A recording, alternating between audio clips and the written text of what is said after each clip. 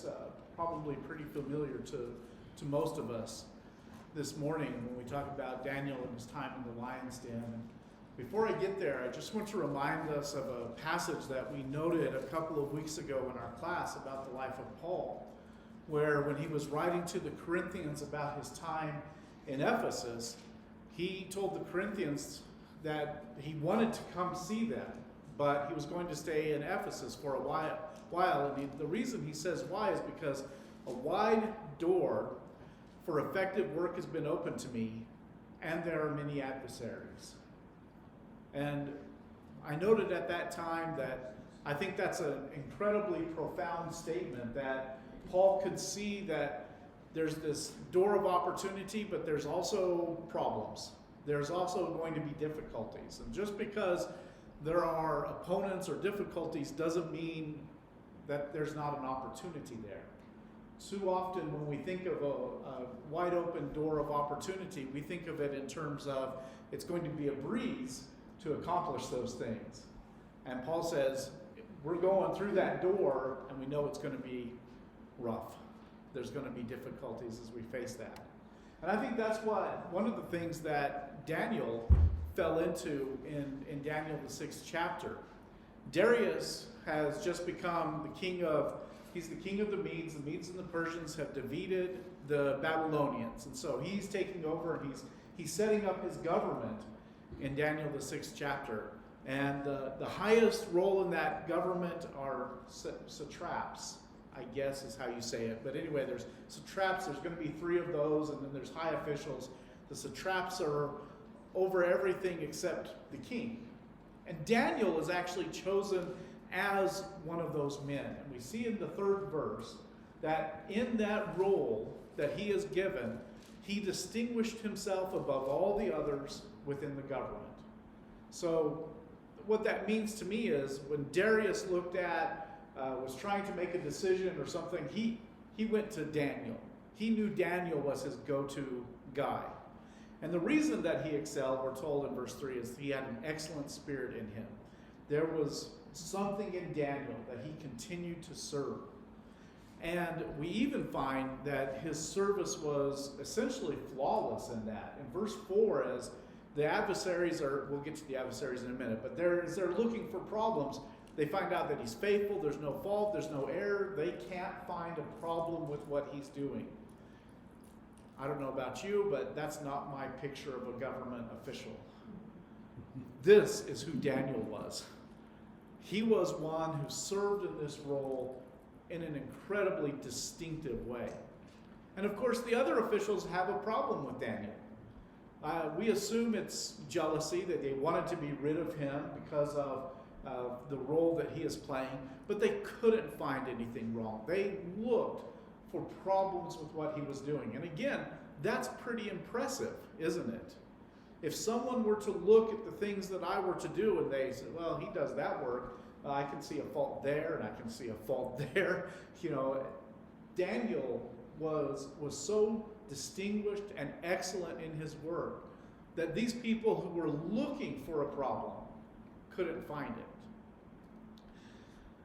So they decided, since they're trying to get rid of him, as is clear from the passage, they decide the only thing that we can do is use God's law against him. And so they came up with a plan that would be very flattering to King Darius. And that is, no one was to petition any man or any god for 30 days except King Darius. So if you wanted to pray to someone, you pray to this man. It's really clever. Not only that, but to emphasize this, there was the death penalty if you failed in this, which that seems a little extreme. But this obviously was flattering to Darius. He signed the document. The law was set so that once the king signed the document, the law couldn't be changed. Verse 10 tells us that Daniel knows that the document is signed.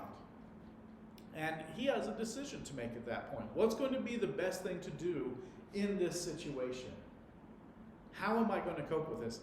Clearly, it's a life or death situation for him. Because if he keeps on praying to God as he always has, then if someone notes it, he'll be put to death. Do I obey God? Do I obey men? Is this just temporary? Can I get away with maybe secretly praying a little bit, or do I keep praying openly? How's the best way to cope with this? And of course, we know the answer. Every day, 3 times a day, he goes to a window that's open toward Jerusalem, and he prays. He makes his petition and his plea before his God. The adversaries are watching this. They see what Daniel is doing. I'm sure they feel triumphant at that point because they've got him. They're going to be rid of him. So, of course, they take their complaint to the king. This Jewish exile is praying to someone other than you, and that means he goes into the lion's den. Verses 14 and 15 tell us that Darius is in much distress over this, and he determines that he's going to deliver Daniel from this. And we're told that he labors from that point that he found out about it to the time when the sun went down. He was trying to rescue Daniel. I'm impressed by this man. But clearly he was impressed with Daniel, wasn't he? If he was that concerned about him. So as the sun is getting ready to go down, Daniel's getting ready to be thrown into the lion's den. The adversaries remind the king of the responsibility, because clearly they can tell he's trying to save Daniel. And as Daniel is about to go into the lion's den, Darius says, "May your God, whom you serve continually, deliver you." Daniel's thrown in the lion's den. King doesn't eat, sleep, or have any distractions that night. At the break of day, he goes to the lion's den and he calls out to Daniel, "Servant of the living God, whom you serve continually, has your God been able to deliver you from the lions?" There's a whole lesson in just that thought about the implications about how they thought about gods. Has your God been able to do this? Maybe not today, but sometime we'll talk about that perception of gods as being limited in their ability. And Daniel in verse 21 gives that beautiful answer that he has. "My God sent an angel, shut the lions' mouths, they have not harmed me." And he even explains why. He says, "Because I was found blameless before him." God saved me because I hadn't done anything that violated his law. So the judgment of Daniel's peers, his adversaries, the king, were meaningless to him compared to the kings. But he also says, "Before you, O king, I have done no harm." I haven't done anything wrong to you. Now, the charges of the adversaries, you can read it in verse 13, was that he was an exile of Judah. He pays no attention to you, O king, or to the law that you signed. He continues to make his petition. In other words, they're saying he's a rebel, right? He's rebelling against the king. But Daniel says, "I've done you no harm." We'll talk more about that in a moment. And that, because he had done no harm came to him, we're told in verse 23, because he trusted in God. So Darius makes a decree to all the land. They are to tremble in fear before the God of Daniel. The things that he says about the God of Daniel are really impressive. I wonder how much he really believed them or not, but he calls on all the people at that time to look to the living God who endures forever, whose kingdom can't be destroyed, whose dominion has no end, who delivers and rescues and saves with signs and wonders in heaven and on earth. So, I mean, it's impressive. And Daniel prospers at that point. Okay. Most of us are familiar with that story. But I think a lot of those little details are things that we either don't remember from the time we were children, or we didn't really learn from the time that we were children. What does he tell us about the opportunities that he sees? So one of the places clearly that he excelled, that Daniel excelled, was on the job. Distinguished above others, the excellent spirit within him, that he was faithful. And I think when it says faithful in those verses, it's not talking about faithful to God, but faithful to the king. That he was serving the king faithfully. So that's why there was no fault or error.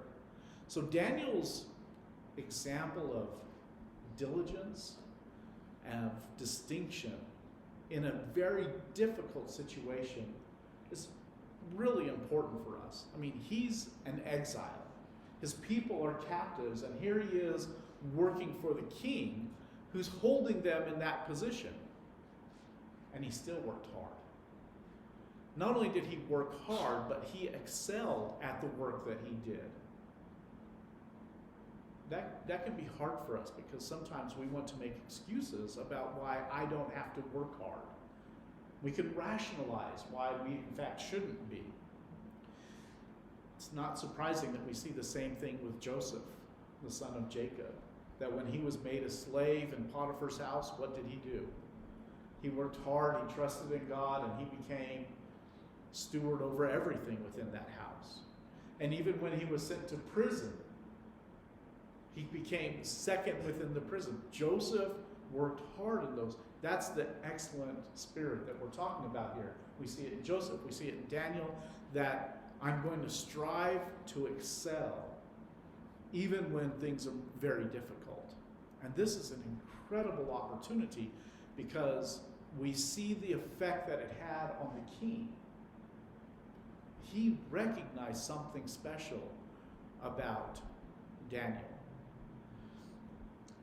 The thing about using that expression, opportunities on the job or something like that, is when we're at work, we need to remember we're there to do a job. So there's a part of me that wants to put in this reminder that it's rarely, and by rarely I mean basically never, appropriate for us to be constantly trying to teach people the gospel in those situations. Because I'm not working then, I'm distracting them from the work that they're supposed to be doing. I don't think that's how we're to do it. It reminds me of what Peter told the wives of those who have husbands who are non-believers, that they were able to win their husbands without a word by their conduct. When they see that conduct, they can see that there's something special. So time on the job, do your job. But it's still an opportunity, but how do they perceive something special about us? Because we're always being preachy? Or is it because we're striving to excel at that job no matter what else is happening? When they see that conduct, that makes a change. And this fits with what we see in the scriptures over and over again. So Colossians, the 3rd chapter, and verse 23. A passage that's written to slaves about how they are to conduct themselves. And it says, whatever you do, work heartily as for the Lord and not for men. If I was a slave, you're only going to get me to work hard if you're beating me. Right? I mean, at some point. He says in this passage, we're not supposed to have that attitude. It doesn't matter about the quality or the nature of the master. Work heartily, he says, as if to God, not to men. So we need to have that excellent spirit. In 1 Thessalonians 4, verses 11 and 12, we're reminded that we are to live quietly, to work with your hands. He says that we're instructed that you may walk properly before outsiders and be dependent upon no one. And I think that's interesting. Work before outsiders. Other people see us. They see our conduct, and those changes make a difference. Remember that by striving for excellence on the job, especially when it's in a difficult situation, you're showing others the character of a child of God. This is evangelism without a word, and it's an opportunity, and we need to make the most of those situations. We certainly see also in Daniel the relationship that he has with God. And now that I think about this, this probably should have been my first point. The others flow from it, but oh well. One of the things that stands out about Daniel that we're told are really three things in this passage. One is his prayer. He prayed 3 times a day, regularly, made his petition, his plea before God. It reminds us that there's really something special about prayer. He went to his home to pray. He didn't do it out in the open. He went to his home and there he prayed, but he made time to communicate with God. It was regular. I don't think this was just a ritual. The ritual that when the bells ring that I have to pray at that exact moment. If it hadn't been for that, I wouldn't have done it, kind of thing. This is who he was, that he would pray regularly to God. He made that time as a part of his life. We need to do that. We need to take prayer seriously. I know for a part of me, I look at passages that say pray without ceasing in 1 Thessalonians, and I like that idea of I'm always praying. There's always like a conversation going between God and I. But Daniel reminds me there are times when I need to stop and pray and take time to do that. Daniel's praised twice by the king, really 3 times, for being a servant. He served God continually. He's called a servant of God. It was noticeable even to the king that Daniel served him and that he trusted in God was a part of that. In Matthew the 5th chapter, we're reminded by Jesus of the importance of letting our lights shine in this world. Matthew the 5th chapter and in verse 13. You are the salt of the earth, but if the salt has lost its taste, how shall its saltiness be restored? It is no longer good for anything except to be thrown out and trampled under people's feet. You are the light of the world. A city set on a hill cannot be hidden. Nor do people light a lamp and put it under a basket, but on a stand, and it gives light to all in the house.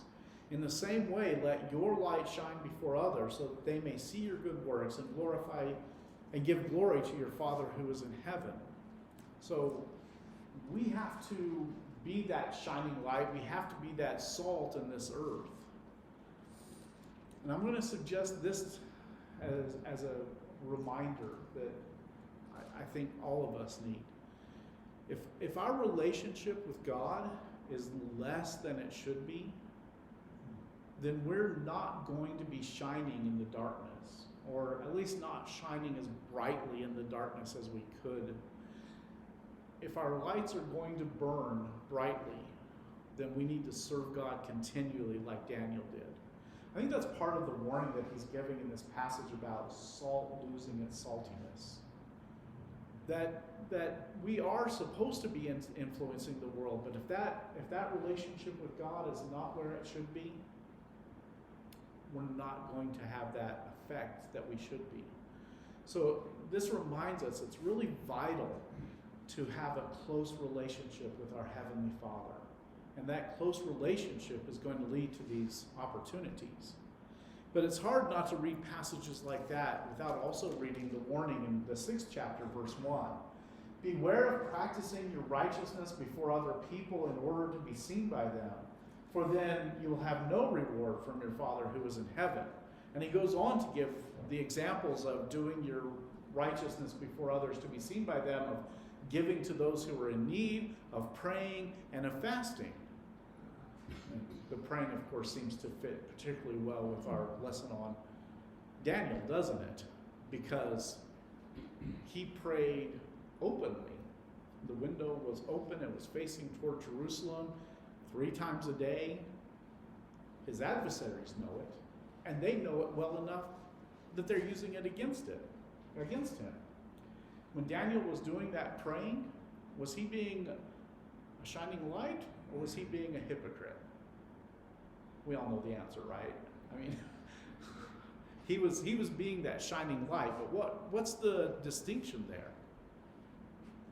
He was doing that because it was about him and his relationship with God. He was praying because he was praying.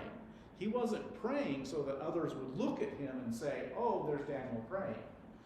We do the same thing. If we go to a restaurant, our family will, hold hands and pray together before a meal. Are we doing that as shining lights or hypocrites? Do we do it to be seen by others? Well, it depends on our attitude, doesn't it? We can do it openly, but it doesn't mean that we're being hypocritical. Daniel understood that balance. So Daniel reminds us, do what's right before God. Don't do it to impress others in any way. And that's what Daniel did. He lived with his faith in such a way that it was obvious to the king, it was obvious to his adversaries, he was being salt and light. And that's what opened doors for him. It opened the doors that allowed the king to want to deliver him and strived hard to figure that out. It's what allowed the king to look at him and say, the God you serve continually. He knew the character. It was what his adversaries knew about him and they used against him eventually. But it was there. There was nothing as they looked at his life that they saw, well, that's negative. That's a bad thing. And if we're living our lives hypocritically to be seen by others, it's noticeable. So the genuineness of his faith is impressive. Let's talk about the adversaries. In this situation, Daniel seems to me to be specifically targeted because of his successfulness. It really wasn't about the fact that he was being persecuted because he was a Jew, to begin with. That's what they used against him eventually as they looked at those. But sometimes people who are opposed to us, it has nothing to do with our faith. It has to do with the fact that we're living in such a way that they end up being jealous for some reason. And maybe eventually faith will come into the equation. But even in this situation, it's astonishing to me what Daniel didn't do. So he finds out about the document. He knows, according to the document, he's only supposed to pray to Darius. He doesn't lash out against his adversaries. He doesn't attack them. He doesn't threaten them. Nothing. As far as we know, he said nothing to them. He didn't go to the king and point fingers and make accusations. He didn't try to plead with the king and protest that the law was wrong and that this was unjust. He didn't do that. He didn't give in to their scheming. That's important.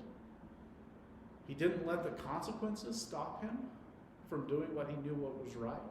And he didn't try to rationalize choosing some way to really not serve God faithfully. So I'm impressed by the things that he didn't do, because if that happens to us, if a law is given to us that would make us practicing our faith difficult, what are we going to do? Almost always, our initial reaction is to protest, to claim it's unfair, to start trying to. Daniel doesn't. He just goes on and does what he needs to do. And I guess that's what's important, right? He did what he always did without hiding. He didn't try to hide it. If Daniel had prayed to God with his window closed and his adversaries couldn't see it, wouldn't have that been okay? Would God still accept prayers behind a closed window? He didn't even compromise that much. Oh, I would have. I would have, shut the window, gone to the closet, closed the closet doors. They're not going to know, but I'm still praying. Daniel didn't. He didn't let how they were trying to ruin him change what he did.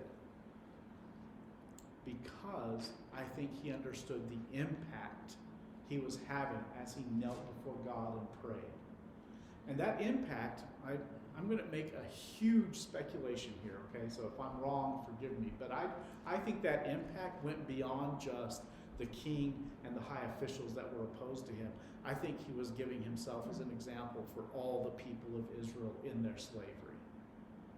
You can still pray to God, even in this situation. So the impact of him choosing to not hide, I think, is so powerful for that situation. So, therefore, he's blameless before God. Verse 22, he makes that claim. God saved him because he was blameless before God. And, verse 22 says, because I didn't harm the king. That word harm is interesting because depending on the translation, it's the word harm, or they use the word hurt or crime or wrong or injury. Crime is the one that kind of catches my attention. I didn't commit a crime against you. And since this is this is a legal thing that is happening to Daniel, did he violate the law? Yeah. The law was, don't pray to anyone else. And yet he says, I have done no harm. I haven't committed a crime. So how can he make that claim? When in essence, he did despise the king's authority, and the adversaries had pointed that out.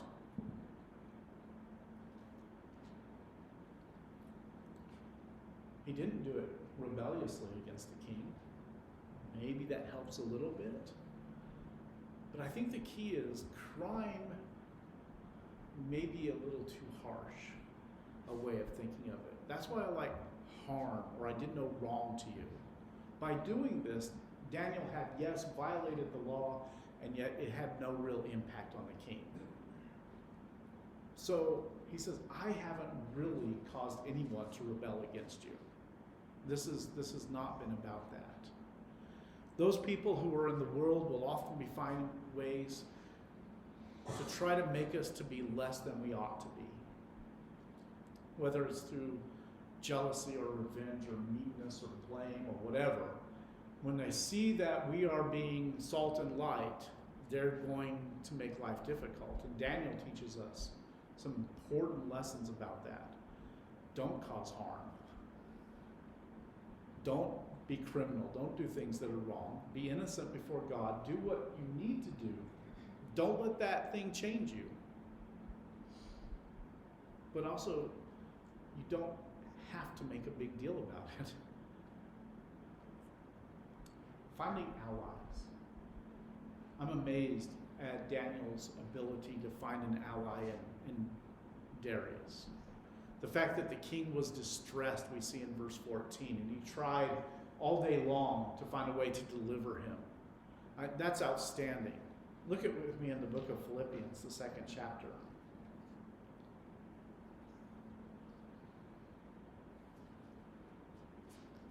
Philippians, the 2nd chapter, verses 14 through 16.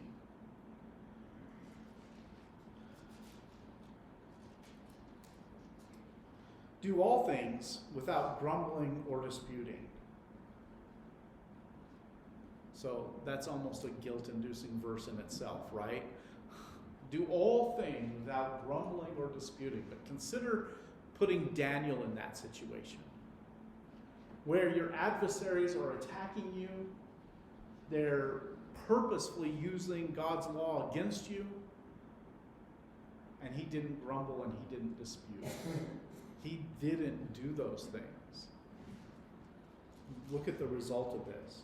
Do all things without grumbling or disputing, that you may be blameless and innocent, children of God, without blemish, in the midst of a crooked and twisted generation, among whom you shine as lights in the world, holding fast to the word of life, so that in the day of Christ I may be proud to say that I did not run in vain or labor in vain.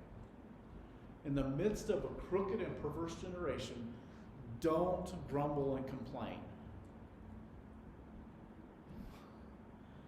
That's when you're a shining light. Because that's the easiest thing to do, right? When we face these problems and these difficulties. And because of that, Daniel was a shining light in the world.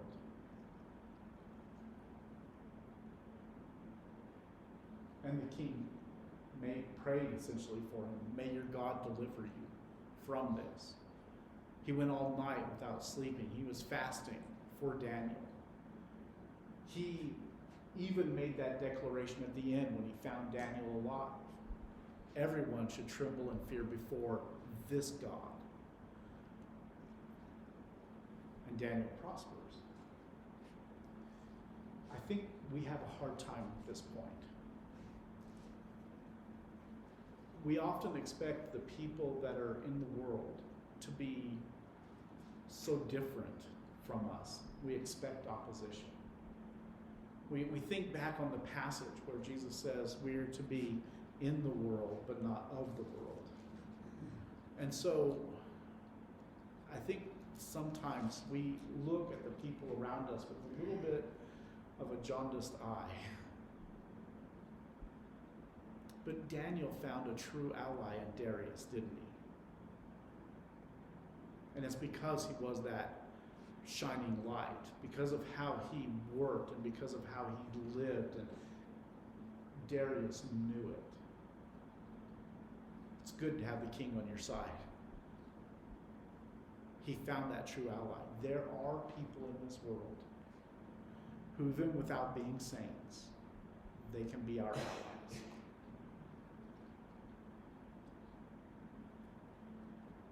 And I know that's hard for us to think about. But it's okay to have people in this world who see us as that shining light and who will stand up for us. We need those allies as we go out in the world. It's encouraging, helpful to us. It's okay to find those allies. So Daniel's story reminds us just because there's opposition doesn't mean that there are not opportunities. They're not mutually exclusive. In fact, I think they remind us, as we see so often through the scriptures, that they're blended together. There's hardly ever any moment where when there's an opportunity, there's not also obstacles that have to be overcome as we go through that. So Daniel reminds us, use that open window. Use that open door that Paul talks about. Live righteously, be that shining light, and keep trusting in God. Because as you're faithful to Him, whatever the opposition you find, there are allies out there that God will use to help us in those situations. So let's be that shining light whenever we have that opportunity. If you need our prayers or help, if you would like, because you believe that Jesus is the Christ, the Son of God, you want to repent of your sins and be baptized, please come forward as we stand and sing.